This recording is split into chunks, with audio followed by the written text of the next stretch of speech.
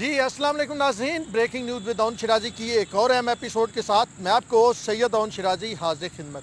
नाज़रीन, आज जिस मामले पे हम बात कर रहे हैं वो है जस्टिस उमर अता बंदियाल की सरबराही में 10 रुकनी सुप्रीम कोर्ट के बेंच ने जो जस्टिस काजी फाइज ईसा केस में फ़ैसला दिया, उसकी क्या इम्प्लीकेशंस होंगी, क्या उसने मामले को सुलझाया या मज़ीद उलझा दिया, और उसके साथ साथ आने वाले दिनों में क्या हो रहा है, वज़ीर आज़म हाउस में जो बैठक सजी है वहाँ क्या बात की जा रही है और वकील क्या सोच रहे हैं और जस्टिस फाइज ईसा किस तरफ अब जाएंगे।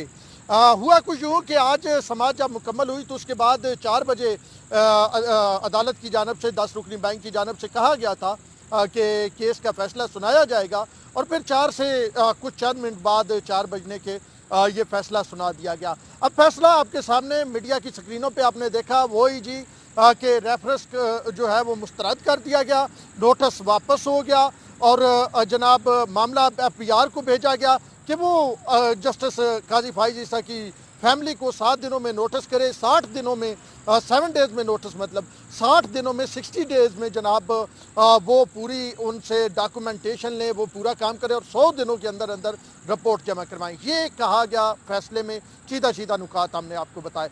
अब इसकी इम्प्लीकेशंस, इसके रिजल्ट्स, ये बड़ी इंपॉर्टेंट चीज़ है जो आपकी जानने वाली है।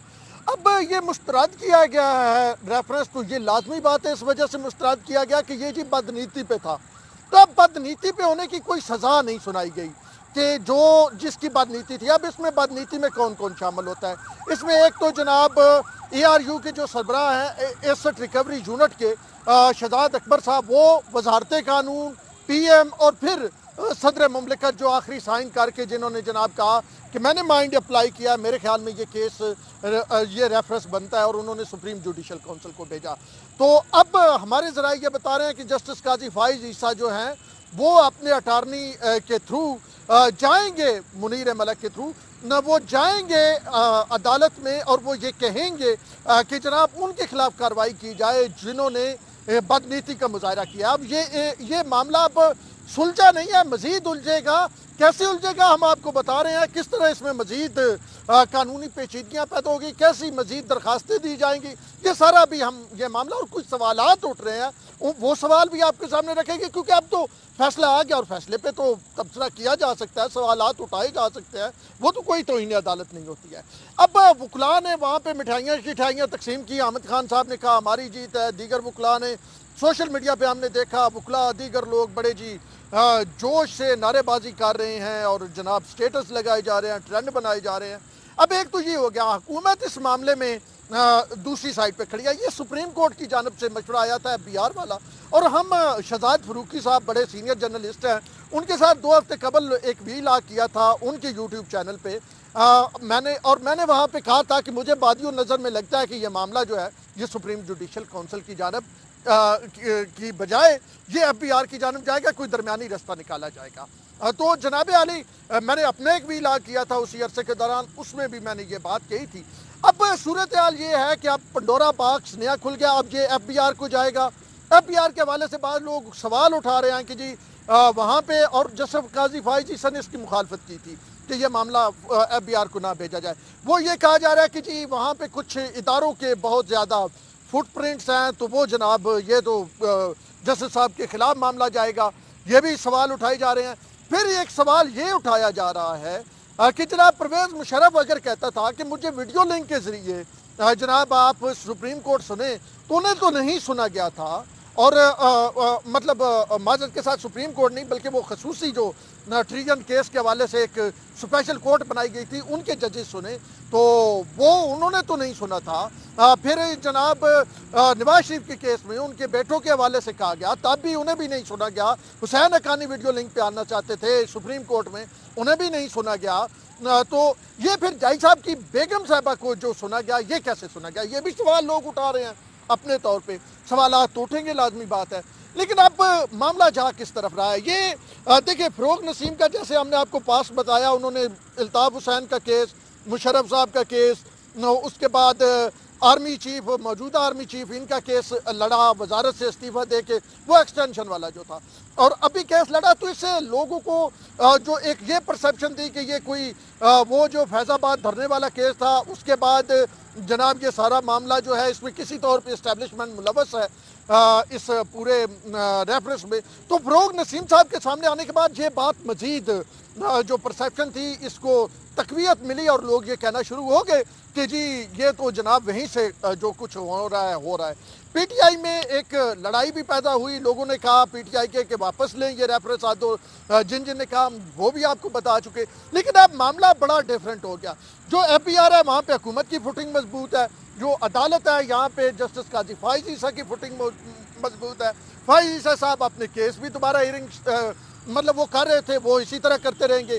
अब सवाल ये पैदा होता है कि आया अब काजी फाइज ईसा साहब, अदालत ने दो और बातें की, वो भी मैं आपको बताता चलूँ। एक तो क्या, जो इन दोनों में से पार्टियों में से अपील करना चाहती है बिस्मिल्लाह अपील करे, दोनों के पास राइट है। मेरा ख्याल है हुकूमत तो नहीं जाएगी, हुकूमत का तो काम हो गया कि ये एफबीआर में मामला आ गया, लेकिन जस्टिस काजी फाइजी से इस मामले में ज़रूर दरखास्तें देंगे।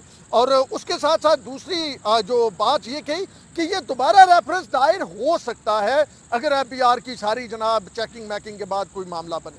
तो अब वज़ीर-ए-आज़म ने इस पर मुशावरत भी किया है, वज़ीर-ए-आज़म को पूरी एक ब्रीफिंग भी दी गई है, और ये सारा मामला जो है इस्लामाबाद में गर्दिश कर रहा है। और आने वाले इस वीकेंड पे अहम मुलाकातें भी होने जा रही हैं, उनमें भी कुछ चीज़ें सामने आएंगी। क्या चीज़ें सामने आती हैं वो भी हम आपको आगाह करेंगे। लेकिन अब ये नटशेल में समझा ये जा रहा है, हामिद खान एंड कंपनी और दीगर वकला ये समझ रहे हैं कि जी जस्टिस काजी फाइज ईसा तो इसमें से बच गए। वो जो सुप्रीम जुडिशल काउंसिल की उनके खिलाफ कार्रवाई हो रही थी, वो जो उन्हें नोटिस तक हो चुका था, वो जो हमारे वजीर कानून साहब का फ़रोग नसीम साहब जो इस केस में हुकूमत को रिप्रेजेंट कर रहे थे, उनका ये कहना कि जनाब जब एक बार नोटिस 209 के तहत हो जाए आर्टिकल आईने पाकिस्तान के, तो फिर वो वापस नहीं हो सकता, वो सारी बातें एक साइड पे होगी।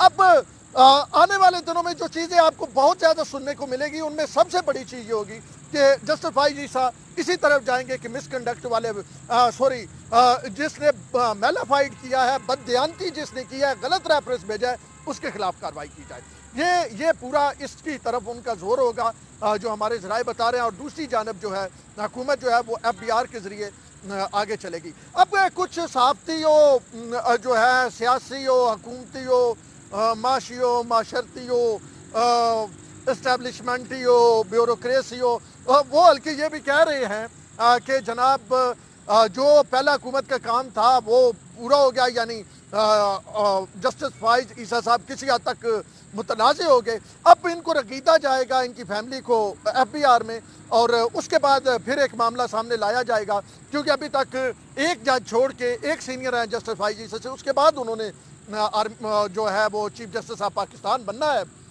तो पाकिस्तान में चीफ जस्टिस और आर्मी चीफ की पोजीशन बड़ी मजबूत होती है। पहले आर्मी चीफ ही सिर्फ था, अब चीफ जस्टिस भी मतलब मजबूत हो गए, क्योंकि उधर से भी वो भी वज़ीर आज़म को हटाते थे, इन्होंने भी वज़ीर आज़म को हटाया, बल्कि ये तो वज़ीर आज़म उधर से भी फंस गया। ये सारा कुछ मतलब कहानी होती है। तो खैर ये बहरहाल केस था, उलझा मामला है, सुलझा नहीं है। आने वाले दिनों में मज़ीद लिटिगेशन होगी। ये लिटिगेशन किस तरफ जाएगी, क्या पंडोरे बॉक्स खुलेंगे, वो हम आपके सामने रखेंगे। लेकिन सुप्रीम कोर्ट का आज का फैसला अपने तौर पे एक इस तरह का फैसला है जो मतलब मेरे ख्याल में अदालत के फैसले के बाद मामलात ख़त्म होने चाहिए, लेकिन इस अदालत के फैसले ने मामलात को नए सिरे से ज़िंदा कर दिया। 69 तकरीबन कई दर्जन घंटों तक जो है वो समाती हुई, कई महीने लग गए। ये कहा जा रहा था कि छुट्टियों से केस आगे हो जाएगा, लेकिन केस आगे नहीं, कोरोना कुछ जजेस को हुआ, वो सारे मामलात, फैसला आ गया।